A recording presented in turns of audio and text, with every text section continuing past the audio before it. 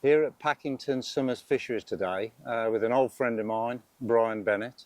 Brian asked me to give him a bit of a teaching on the slow sinker that I've been working on for the past 2 or 3 years.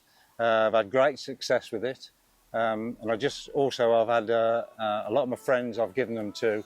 They've also asked me to give them some idea of how to fish it, so it seemed like a good idea to do both jobs together.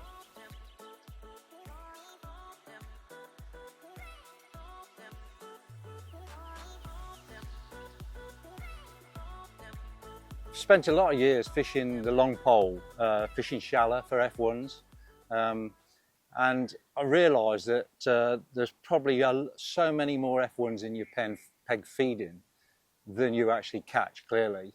And I felt that we were lacking in a number of areas in terms of catching these fish. When I was fishing my 12, 16 metre pole, I always felt that the bigger F1s sat off the end of the pole. So that was one reason for looking at a way of catching those fish.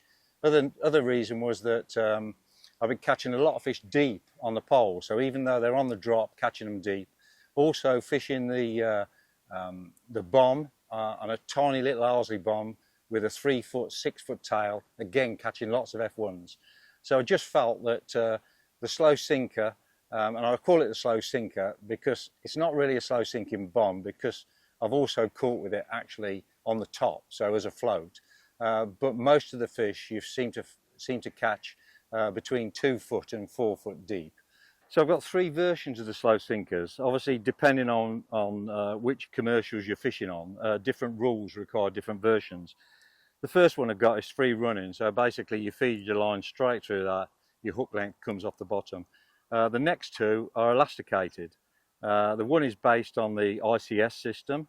The other one is based on the Guru X-Safe, again depending on which venues. I've used them on venues all over the country. I've used them at Lindholm, Hayfield, Meadowlands, obviously Packinton Summers where we are today, Makins. A lot of these venues are carp venues, but some of them are F1s. As I say, I designed it for F1s. When I first designed it, that's my original prototype. You'll see there's quite a lot of difference between the two. The main differences are the plastic washer on the bottom and the little boom here, which Jamie, your cameraman, had a bit to do with in terms of designing that. When I first used this, I found that we were getting a lot of takes, but the fish weren't hooking themselves.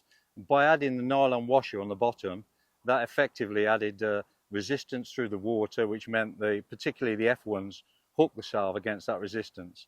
The boom is there because that really significantly helps reduce the number of tangles. So if you can imagine, without that boom, you've got a very short hook length, by the way, which I'll show you in a minute. But the boom is there because it keeps and when you tighten that boom up, and obviously the fact it's fluorocarbon, it's got a memory, which means if it does get a little bit kinked, you can straighten it out. And that boom helps to stop your tangles. Different size hook lengths. With the elasticated, you can use anything down to a 0.12, 0.12. With the free running version, you've really got anything less than an 0.16 is at your own risk, because they'll just break you on the take. The bites, when the line goes, that's all we're looking for. We're looking for the line shooting out. The fish is already hooked. You don't strike, just pick your rod up, whatever you do. The other thing is, whatever you do, you must have a really lightly set clutch, because if you don't, you're liable to lose your rods, and can't be liable for that either. So the most important thing is good reel with a low clutch, and then sort your hook length out according to the type of fish you're after. I mean, today I'm fishing an 0.14. We tried an 0.16, but definitely reduced the number of bites. F1s, I recommend going for an 0.14. But then as soon as we start looking at carp, you're looking at 0.16 bottom really. Today I'm on an 18 hook to an 0.14 bottom, and we're catching pretty much one a chuck. And as I say, today they're fairly close to surface, between 2 foot and 4 foot. But on some days you can catch them right down close to the bottom. And I mean, that's one of the big advantages with this method. You're searching out the whole depth of your peg. You're not just looking to catch fish on the in shallow water, and in the top layer of the water you're catching it right down to the bottom, and you cast accordingly. And also sink rate, you change your sink rate as well. This has got the key features on this are the nylon washer, the boom, and also the fact you can add washers into it, which increases the speed it sinks at.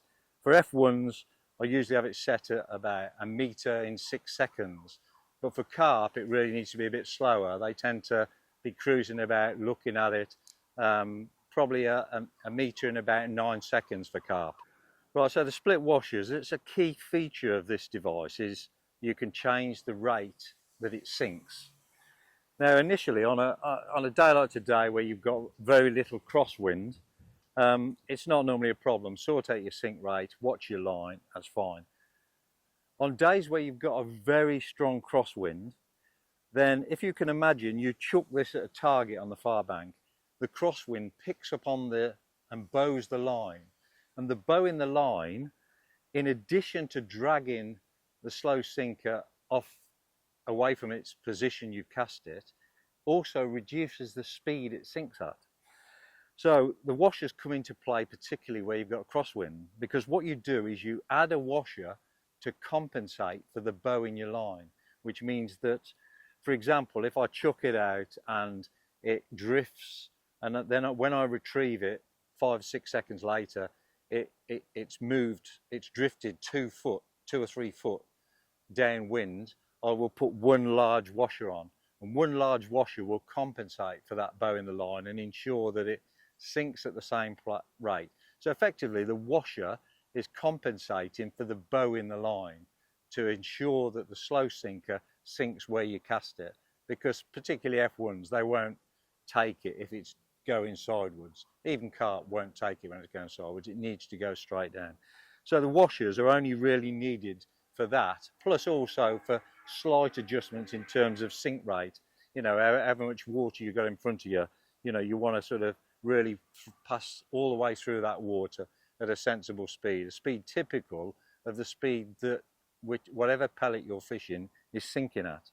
The key with all successful match fishing, most important thing of all is feed pattern. When I'm feeding for F1s, I use 6mm pellets. I'll probably only feed 3 to 4 6mm pellets each chuck. Want to try and get the fish up in the water. That one took, I didn't even know it had taken. That was probably foul hooks, it's come off. This setup I've got here, I've got the Drennan Acolyte 11-foot ledger rod.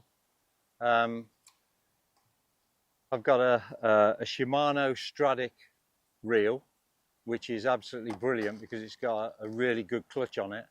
My line is Dave Harrell Pro Match, which I treat with muslin to increase its floating capabilities. As I said, the key is the bites, we're basically looking at the line.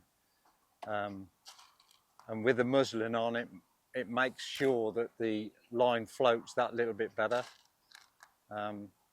You don't really miss, they're not really bites, the fish are hooked. If the line shoots off, whatever you do, don't strike, just pick your rod up and the fish will be sat on the end. I mean, today we've got about 6-7 foot of water out there, maybe a little bit more. All of the takes I've had today have been in the top probably 2 to 4 foot, which means if we're sinking at a metre in 6 seconds, then effectively there's not much point in me leaving it out there for more than 6 seconds, because by that time it'll have gone past the position where the fish are feeding. So it's a busy method. You know, if you're somebody that wants to sit on your hands all day, this isn't the method to fish. If you're somebody that likes to keep busy, if you're a waggler fisherman, somebody that likes to keep busy, then this is the method for you. Surprisingly, although you may think you're feeding a lot, when you're only feeding 3 or 4 pellets, you're probably only going to get through maybe 4 pints in 5 hours. And with this method, it's absolutely key that you persist with it. I think in 3 years of fishing it, I've probably only had less than a handful of occasions where I haven't caught on it.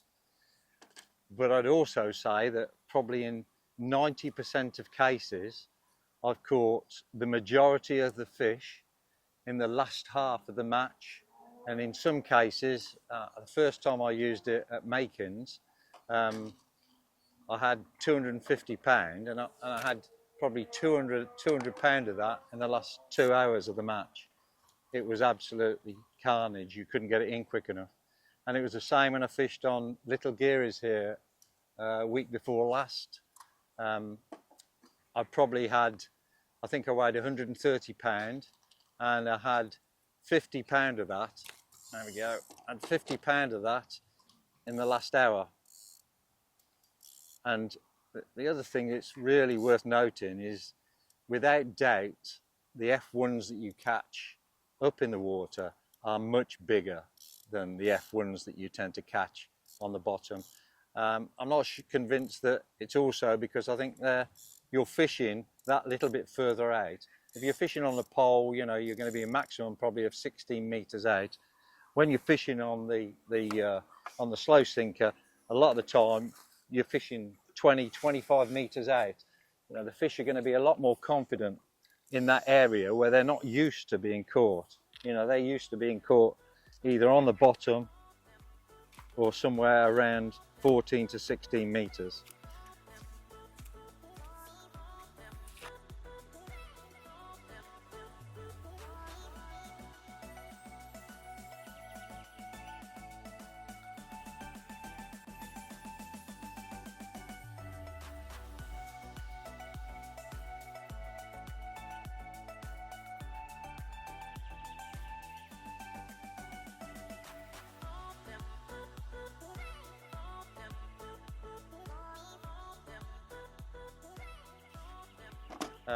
Another consideration is casting.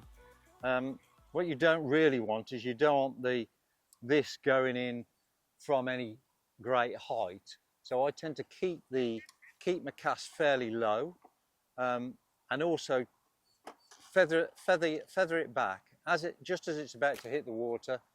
Feather the slow sinker so as it lands nice and softly. The slow sinker, the way it's designed, it actually tends to sink away from you, which makes it, what it's doing as it sinks away from you, it's keeping the line tight as well. But if you can keep it quite low when you cast and feather it in and go straight down with the rod, pointing at the position you cast. So effectively you're keeping your line tight, and that's what we're looking for. When you get a bite, it's so clear. When you get a take, I mean, the line just sort of flies off.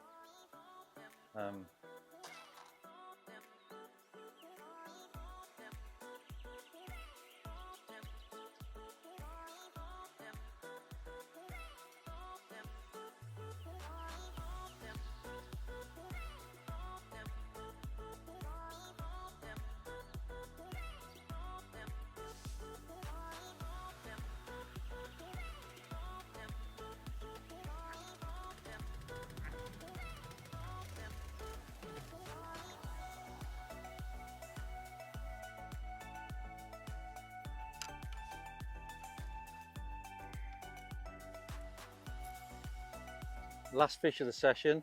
Been here about 3.5, 4 hours. I think probably had about 150 pounds.